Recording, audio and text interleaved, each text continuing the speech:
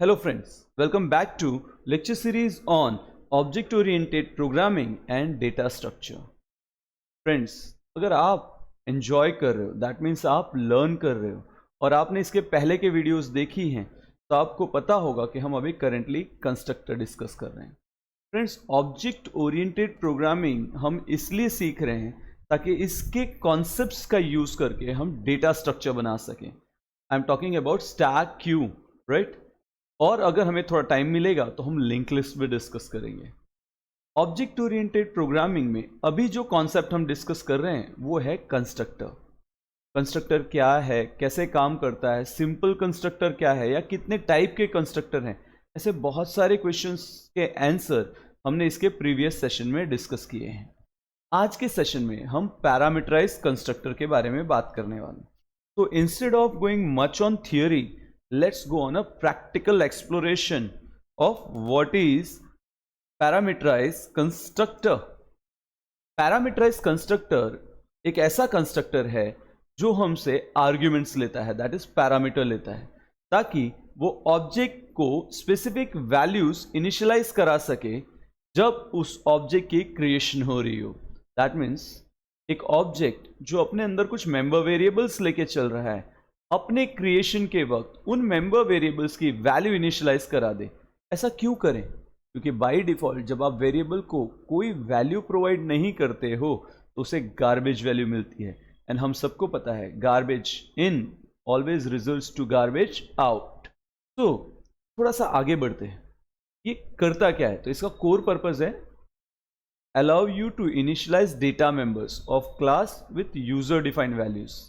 थोड़ा बाउंस जा रहा है, नहीं समझ में आ रहा है? चलो अपने पुराने एग्जाम्पल के पास चलते हैं. एज्यूम करो आपके पास एक बॉक्स है जिसके अंदर आपके लिए आज एक सरप्राइज गिफ्ट है, राइट?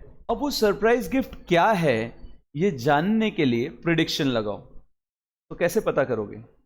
सबसे पहले बॉक्स की हाइट देखो, उसकी विड्थ, उसकी लेंथ. इससे आप एक प्रीअजम्पशन ले सकते हो कि बॉक्स में गिफ्ट क्या होगा, राइट?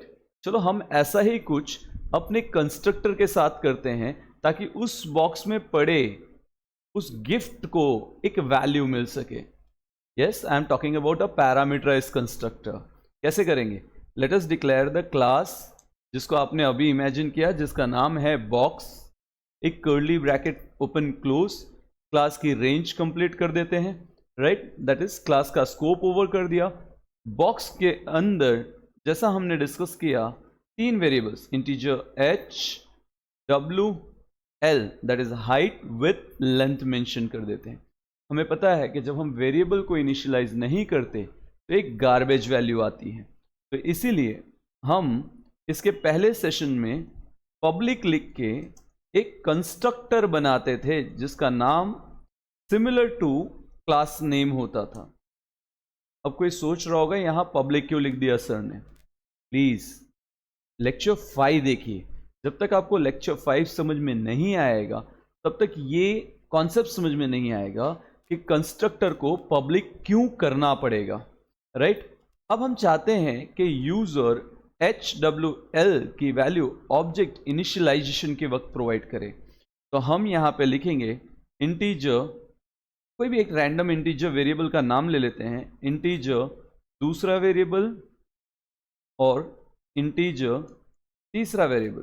देखिए हाइट, विड्थ, लेंथ तीनों की वैल्यू इनिशियलाइज करानी थी मुझे, इसलिए मैंने integer x, integer y, integer z लिखा. और inside the constructor I can write down h is equal to x, then w is equal to y, then L is equal to Z. यानी जो भी वैल्यूज वहां से आएंगी वो इसको बाय डिफॉल्ट इनिशियलाइज हो जाएंगी. क्लियर हुआ ये लॉजिक? नाउ ये हमारा एक simple class box with constructor with parameter call हो गया.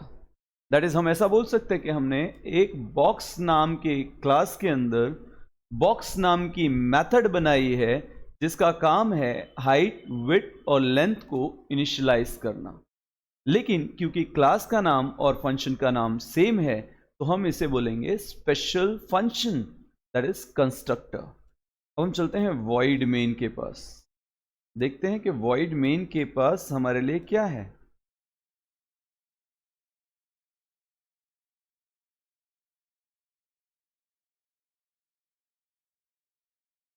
तो इन दिस केस हमारा void main यहां से शुरू हो रहा है और इस कर्ली ब्रैकेट पे खत्म हो रहा है।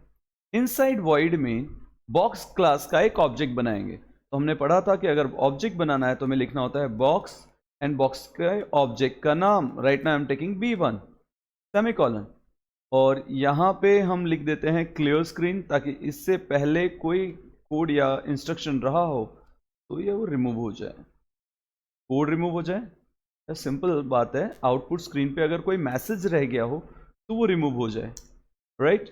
अब फ्रेंड्स अगर आप ध्यान से देखो तो मैं इसमें कोई दूसरा मेथड कॉल नहीं कर रहा हूं, लेकिन आउटपुट देखने के लिए आउटपुट स्क्रीन पे कुछ शो हो, इसलिए एक मेथड बना लेते हैं void show। इस मेथड का काम होगा मुझे हाइट, विड्थ और लेंथ की वैल्यू शो करना। तो लिखेंगे cout h w एंडल एक मैनिपुलेटर है जिसका काम है न्यू लाइन पे कर्सर फॉरवर्ड करना। सी की भाषा में बात करें तो /n, राइट। अब इस बॉक्स B1 के बाद मैं बोलता हूं B1 डॉट शो। लेकिन फ्रेंड्स एक बात सोचो, आपने ऑब्जेक्ट तो बनाया लेकिन ये इंटीजर x, y और z इसकी वैल्यू तो दी नहीं। तो अगर मैं अभी इस प्रोग्राम को रन करने की सोचूं तो there must be an error.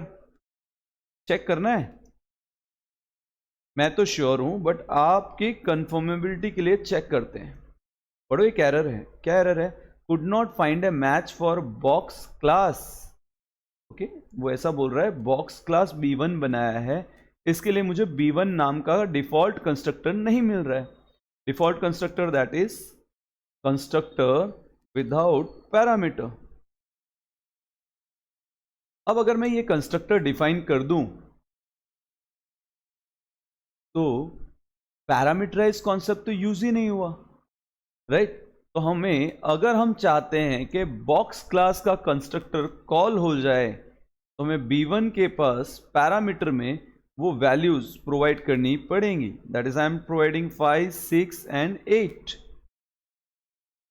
अब क्या होगा, ये जो पहला पैरामीटर 5 आपने लिखा है ये असाइन हो जाएगा x को, 6 will be assign to y and 8 will be assign to z। और जब भी void show कॉल करोगे तो 5, 6, 8 एज अ मैसेज प्रिंट हो जाएगा। तो आप ऐसा बोल सकते हो कि बॉक्स B1 के पास मैंने 3 पैरामीटर्स या 3 आर्ग्यूमेंट पास किए, जो कौन रिसीव करेगा?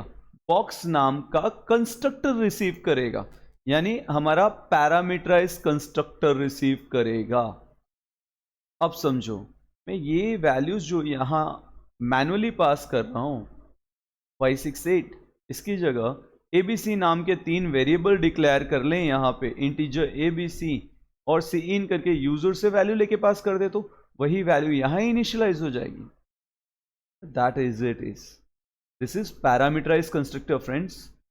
ऑब्जेक्ट डिक्लेयर करते वक्त राउंड ब्रैकेट में पैरामीटर्स मेंशन करो, वो ऑटोमेटिकली वैल्यूज इनिशियलाइज करेंगे। अभी रन करके चेक करो, देखो पुरानी वाली एरर गायब और हमें आउटपुट में क्या मिल रहा है? 5, 6 and 8। This is known as parameterized constructor. Friends इस पैरामीटराइज्ड कंस्ट्रक्टर के भी बहुत सारे टाइप्स हैं, जैसे डिफॉल्ट पैरामीटराइज्ड कंस्ट्रक्टर या object as a parameter, array of object as a parameter. अगर आपको ये सीखना है, राइट, तो जो अभी करेंटली सीखा हमने that is parameterize constructor simple, right, इसकी प्रैक्टिस करो। अगले लेक्चर में हम डिफॉल्ट पैरामीटराइज कंस्ट्रक्टर डिस्कस करेंगे। क्या डिस्कस करेंगे? Default parameterize constructor. उसके बाद object as a parameter, object as a parameter, इसके लिए एक सीक्रेट वर्ड यूज होता है copy constructor. Hope you are learning, you are enjoying. Friends सीखना बहुत इंपॉर्टेंट है। अगर आपको कहीं कोई डिफ़िकल्टी आ रही है, कोई प्रॉब्लम लग रही है, तो आप मुझे डायरेक्टली पूछ सकते हो। And if you are not able to reach me directly due to any reason, हो सकता है आपके माइंड में कोई फियर है या आपको कोई डिफ़िकल्टी आ रही है मुझसे कम्युनिकेट करने में, तो comment is also open for you. आप अपने कमेंट्स में भी मुझसे डाउट पूछ सकते हो, right? I definitely try to solve your doubt in comments also. Friends, एक थॉट जिसके साथ हम आज का अपना डे एंड करना चाहें, man is what he believes. Her person वही बनता है जिसमें वो विश्वास करता है। तो जब विश्वास करने से ही मुझे बनना है, तो why not believe in our self to be the best and you have the solution, right? हमने सिंपल कंस्ट्रक्टर डिस्कस किया, पैरामीटराइज कंस्ट्रक्टर डिस्कस किया। अगले सेशन में एक नए कॉन्सेप्ट, नए आइडिया को नए तरीके से प्रेजेंट करते वक्त विल बी टुगेदर।